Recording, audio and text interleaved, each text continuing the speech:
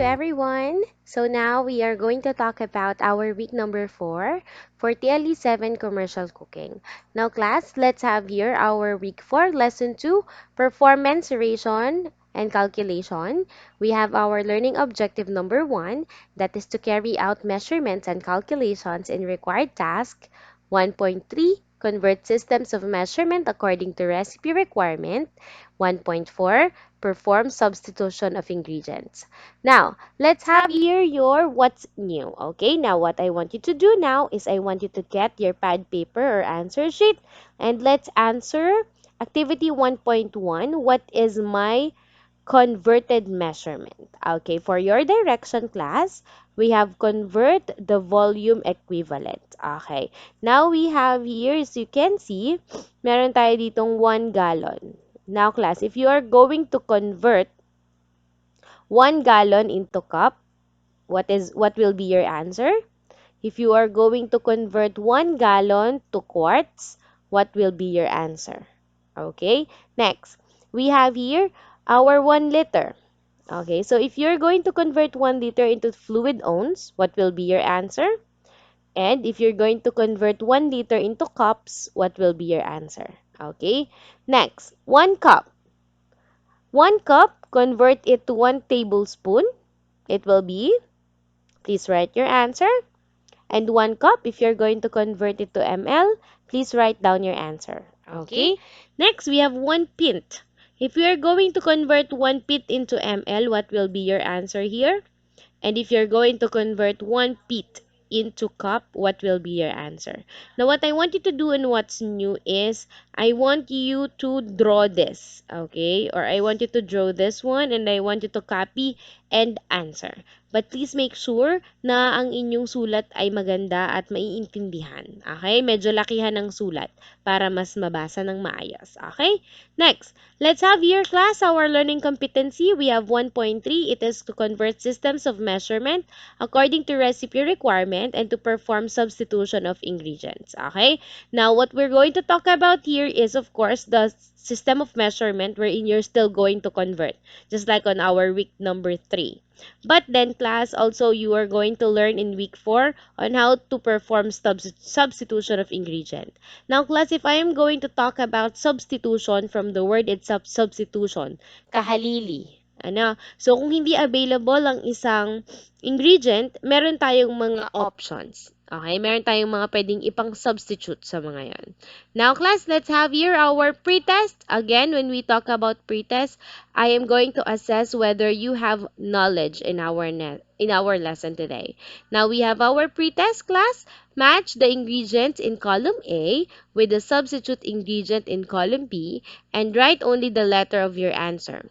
Now, in column A, we have here, and column B, we also have this one.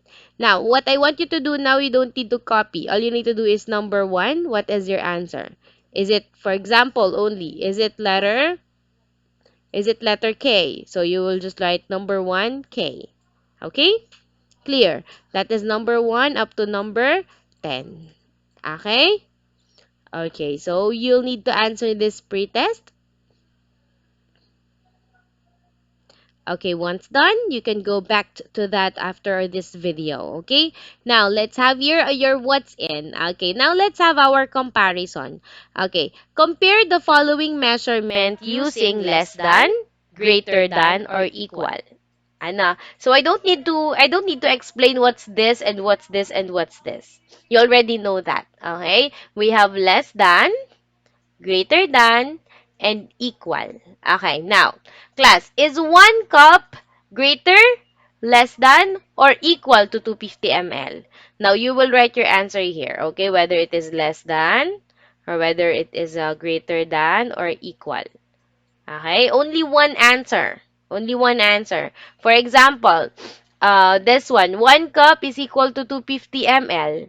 Now, you will say here, for example, okay, this is not the right answer, okay? I am just having an example. Now, for example, 1 cup is greater than 250 ml. Okay? Or we can also say here, 2 tablespoon is equal to 3 fluid ounce. Okay, so that is how you answer activity 2.1. Clear po? Okay, next. Let's have here what is it. Now, how many times have you been ready to cook and found you were out of a certain ingredient? Sometimes it is convenient to run out and purchase the necessary ingredient. It's easier to use a similar product as a replacement. There are, however, several factors to consider when substituting ingredients. Take into account differences in flavors, moisture, texture, and weight. Now, class, substitutions with an acid factor such as molasses need to be neutralized to avoid changes in the flavor and texture of the product.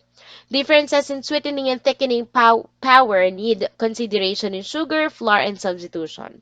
To help avoid disappointments when substituting ingredient, understand the physical, chemical properties of all ingredients measured accurately. Now, I am going to talk about to you the word substitution. Kahalili siya, hindi ba?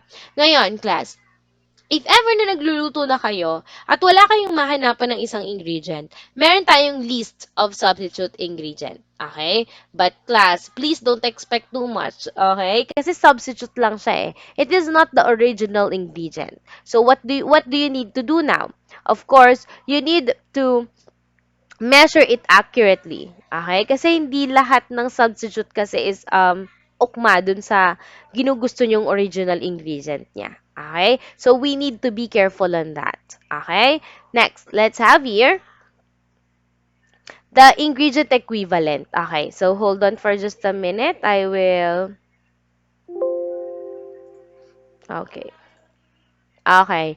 Now we have here the following tables give substitutes that may be used to get finished product similar to original. Again, just similar to original. Okay? So as you can see here, we have the ingredient, the amount, and the substitutes. Now, class, for all spices, we have 1 teaspoon. 1/2 teaspoon of cinnamon plus 1/2 teaspoon ground cloves. Ma'am, bakit po gano'n? Mas marami po yung ingredient ng substitutions kaysa sa mismong ingredient. Yes. And of course, if you're going to see this ingredient equivalent, you might think nahahanap na lang kayo ng mismong ingredient. Kaysa sa pagsama-samahin niyo pa to. Okay, for example, this one. Baking powder, double acting, 1 teaspoon. 1/4 cup of baking soda. 1/2 teaspoon of cream of tartar and 1/4 cup of cornstarch. Okay? So that is an example one. Or you can also have here 1/4 cup of teaspoon or plus 5/8 teaspoon of cream of tartar. Okay? So napakadami niya. Napaka Kumbaga, napaka-complicated ng substitutions kumpara sa mismong ingredient. Okay? But class, this is just the content knowledge. So, for you to understand na meron po tayo sa commercial cooking na substitutes. Okay? Meron tayong options. Hindi yung pag nawala, na hindi na po kami magluluto, ma'am, kasi wala po kaming baking powder. We have substitutes na pwede nyong gawin. Okay? You have options. Okay? So, let's just see this one. Butter, ketchup, chili sauce. Ayan, napakarami nating substitute.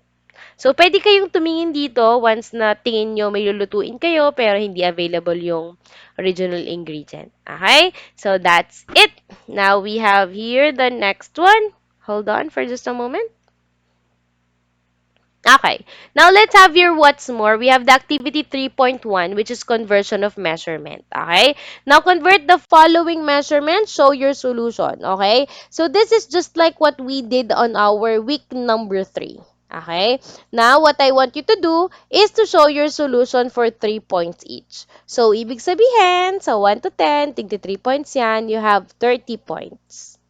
Okay? You have there 30 points for activity 3.1. Again, I repeat, show your solution. Naintindihan po? Okay, next. Okay, so now class, we have here our activity 3.2, which is conversation of temperature. Now we have here number 1, okay, 212 degree Fahrenheit to degree Celsius. Now what we have here is your formula. Now we have, for example, we're going to have the degree Celsius. That is 212, which is the given number here, 212 degree Fahrenheit, minus 32 times 5/9. Okay. Now we have here 212 minus 32. 2 is equal to, that is equal to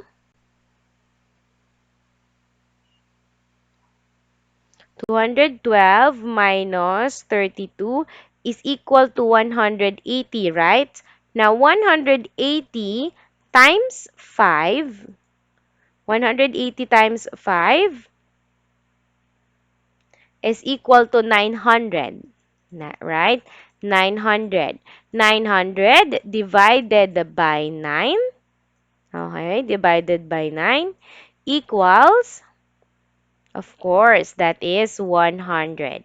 Now, your answer for number 1 will be 100 degrees Celsius. Okay? So, that is how you're going to answer activity 3.2. Class, let's go on with activity what I can do. Activity 3.3, which is problem solving. Now, I want you to read each situation very carefully and compute for what is being asked.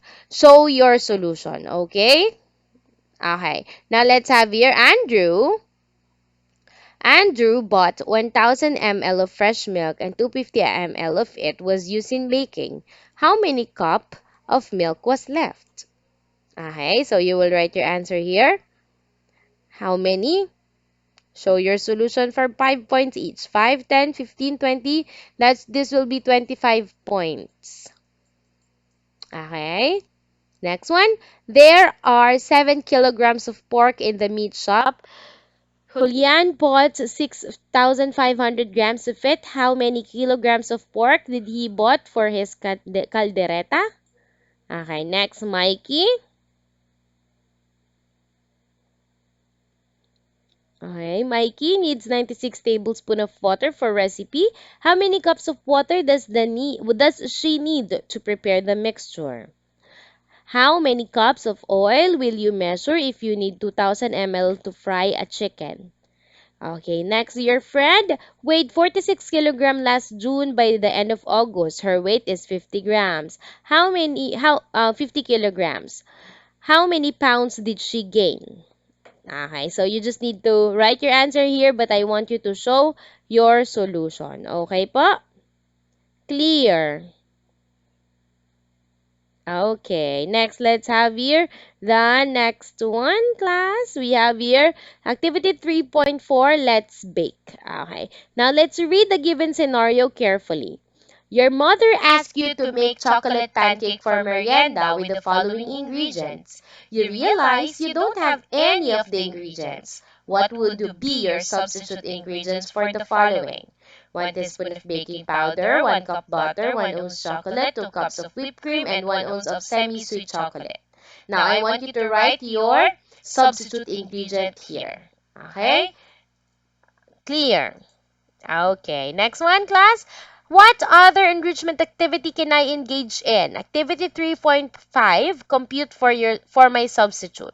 Compute the following substitute ingredient and show your solution. For example, 3 tablespoons of coconut grated dry equals blank tablespoon of fresh coconut and grated. Okay? Now, what I want you to do, class, is to check the substitute on our substitution table. And I want you to answer this. Okay? Again, I want you to show your solution for 3 points each. This is 15 points. I repeat, activity 3.5 is 15 points. Next one. What I have learned, activity 4.1, explain it. Now, class, how important is to understand the substitution of ingredient. Tatagalugin ko po. Bakit mahalaga na maintindihan natin na meron tayong substitution of ingredient? Or bakit tayo merong substitution of ingredient? Okay? So this is my rubric for you. How will I grade your output, your knowledge and understanding for 10 points, and your quality of writing for 10 points also? Activity 4.1 is 20 points in total. Okay? All right. Now let's have here activity 4.2, enumerate. How can your recipe be affected if you convert the measurement of ingredient incorrectly? I repeat this one. Ano ang mangyayari o paano maapektuhan ang inyong recipe kapag hindi tama ang measurement ng inyong ingredient. Ano po ang mangyayari? Okay, now I want you to enumerate your answer. Give at least five answer to this question. How can your recipe be affected if you convert the measurement of ingredient incorrectly? Now I will be grading you based on your knowledge and understanding and quality of writing. Activity 4.2 enumerate is for 20 points also. Okay? Alright. Now, class, for your post-test, now I want you to write the substitution for the following ingredients. Okay? Alright. So now, class, we are almost done. Congratulations. You finished the second lesson of this module. Keep it going. Good luck and happy learning. This is Mamayal Balason from Boat National High School. I will see you again in our next week. Goodbye.